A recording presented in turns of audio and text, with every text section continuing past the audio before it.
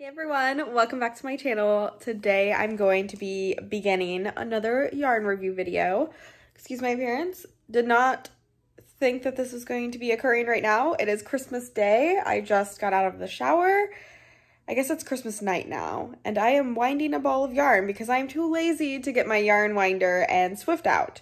So I have decided to film another yarn review video. This time I'm going to be reviewing a more affordable yarn. This is Knit Picks Wool of the Andes, and this is the chunky version.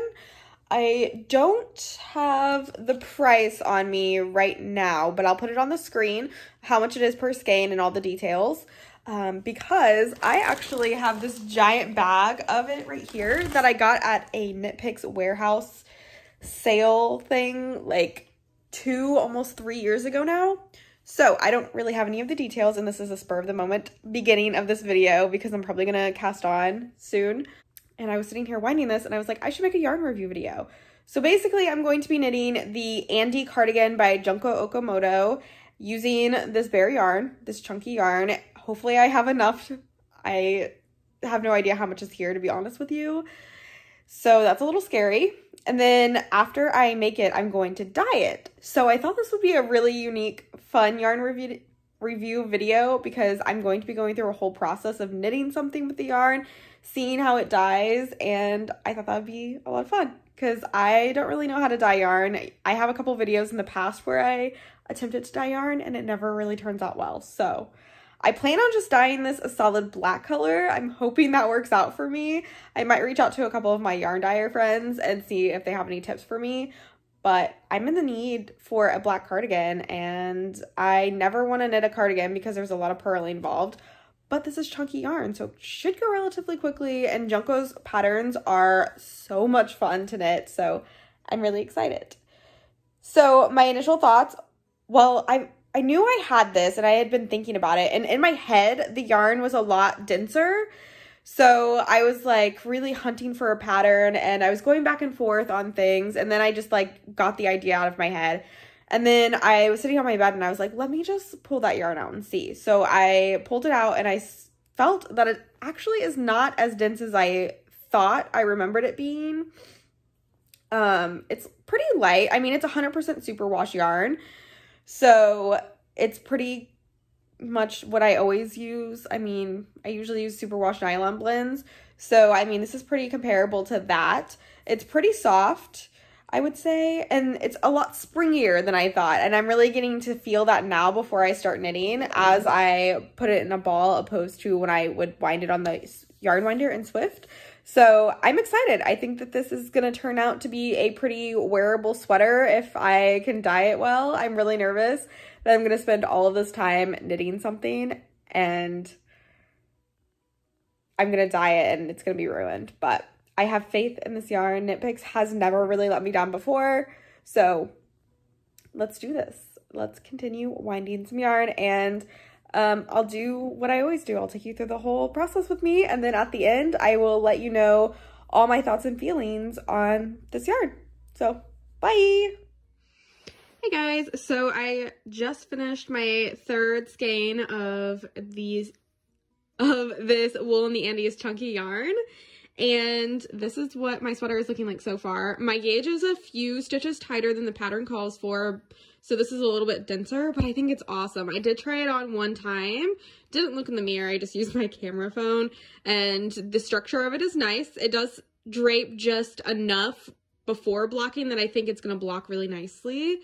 It's been really easy to knit with. It glides on my needles. I was just sitting here doing the purl row thinking about how easy it was to purl with. I mean, it's not the softest because according to the package, this is 100% superwash.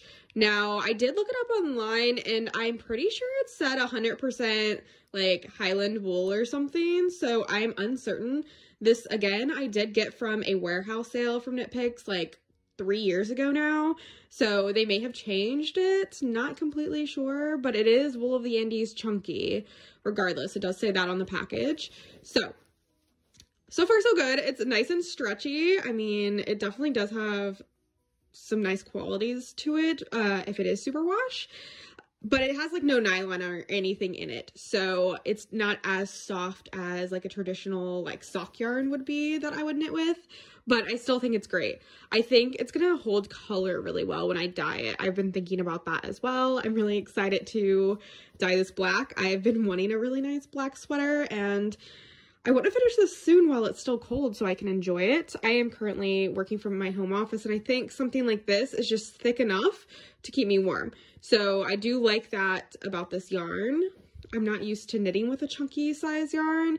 I usually go with fingering, or if I'm making blankets, I'll go with super bulky. So this chunky is nice. It's knitting quickly. I've noticed I always like look at the armhole to see how much I've knit, and it's going relatively fast. So liking the yarn so far. I don't have anything bad to say. I've been hand winding all of the balls of yarn, so I haven't had an issue. It doesn't take very long. I just wrap it around my knees and wind it into a ball, and I've liked that technique with this yarn, again, because the skeins are much smaller in yardage, so it doesn't take very long, and then I don't have to set anything up.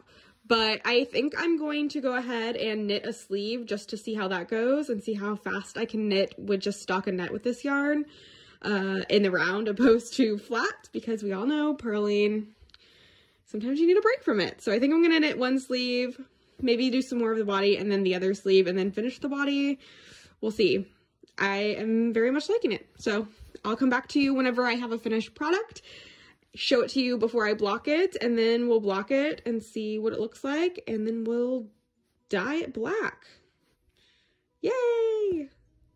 Hey guys, so I'm currently knitting away on the sleeve of my sweater, and I did want to pop in and show you on this particular skein. This is my 5th skein of the wool.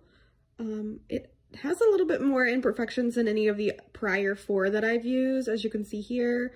I don't think that was me cutting it whenever I was taking the ties off, but I guess it definitely could have been. But there have been, you know, some other imperfections in this particular skein as well. But nothing too crazy. I did just want to share that with you because I like to make full, honest reviews of the yarn. So far, everything is knitting just fine. It's nice and thick and squishy and all the good things that you like, with a couple of imperfections, as you can usually anticipate with wool yarn. But I just came to that little piece as I was knitting, and I thought I'd share with you guys how skein number 5 is going so far.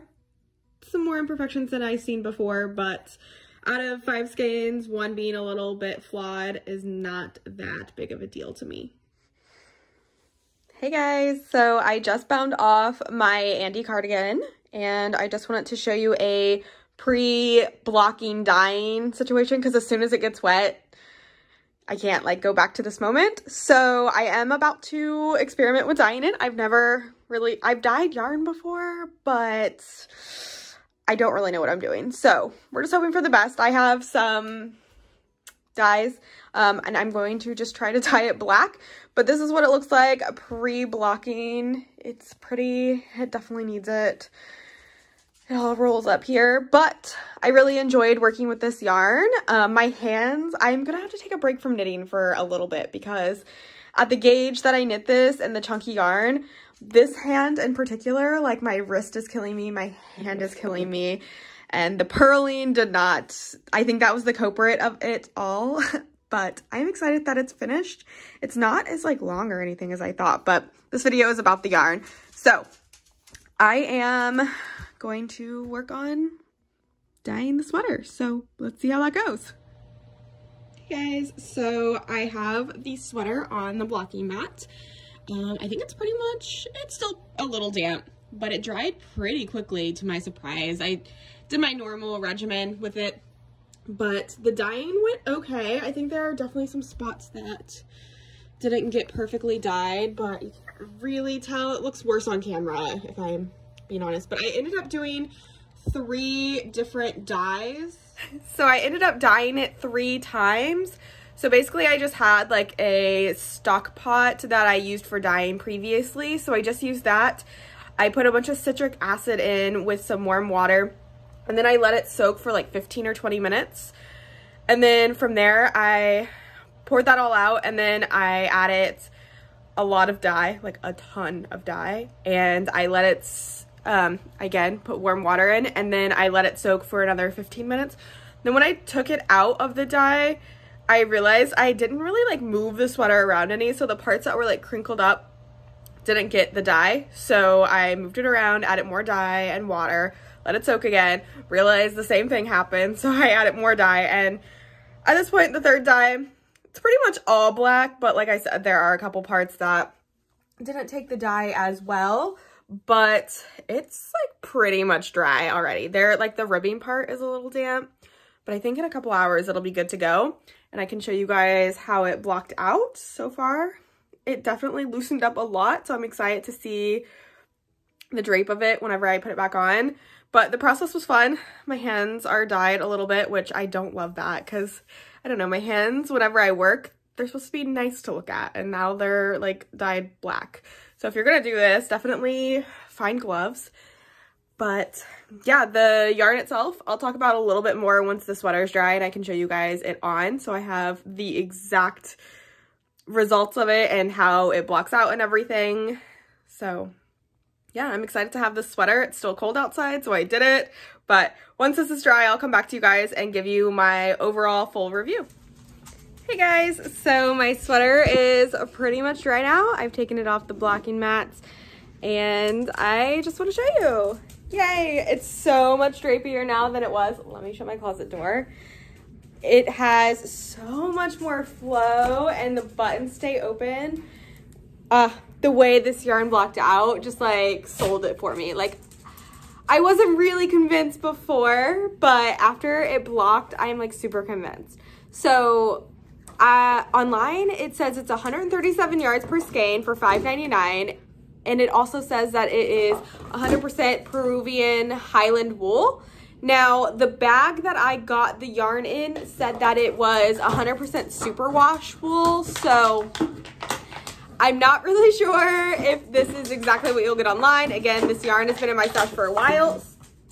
That's my dog, and that's all the information I have about that.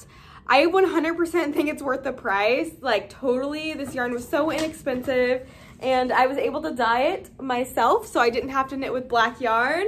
I knit with bare yarn, and then I dyed it black, which I'm so obsessed, honestly. It's so much flowier, and it grew so much. Like, before, it was like up to here. It barely passed my butt, and now it's like down to my knees. So I am so happy with this product, honestly. The yarn, for the price, 100% recommend. If you are on a budget, Knit Picks is the way to go. I have been using Knit Picks for years, and I will continue to use Knit Picks after my stash runs out. That's probably where I'm gonna get most of my yarn. I believe in it, and it's affordable for everyone. And then you can even go the bare yarn option and get dye and dye it yourself to be exactly what you want. And I'm very pleased with the finished product. So it took the dye really well. It was easy to knit with. It did end up hurting my hands in the end, but I think it's a combination of the gauge, and I'm not used to knitting with bulky weight yarn. And there was a lot of purling to this project. So those are all things you just kind of have to keep in mind. Any knitting or crocheting can hurt your hands because you're constantly in a motion. So you just have to remember to stretch and everything. But overall, this yarn gets my seal of approval. I am so happy with the way it blocked out, the way it dyed up, the way it knit up. I don't even know, like the black yarn is so hard to show, but my stitches are so even. It's such a shiny material. Like, nobody's gonna be able to tell that I handmade this, and that's always the goal for me. I'm so happy. Yeah, so Wool of the Andes Bulky definitely gets 2 thumbs up from me. I do recommend it. The price is fantastic. I ended up just breaking into my 7th skein of yarn for this project, so I have 2 skeins and then like a partial one left over, so I'll be able to make something else with that. But yeah, this is the Andy Cardigan by Junko Okamoto in Wool of the Andes Chunky, and I really like the chunky wool by Knit Picks, so definitely recommend. And only 1 skein that I used had an imperfection in it. All the other ones were flawless, like very consistent, which I really like. And yeah, I don't really have much else to say. I'm very pleased with my product, and I think that you guys should check it out if you've been thinking about it. So anyways, if you guys have any questions or comments, leave them down below. Give this video a thumbs up if you liked it, and subscribe to my channel for more random stuff. Okay, bye.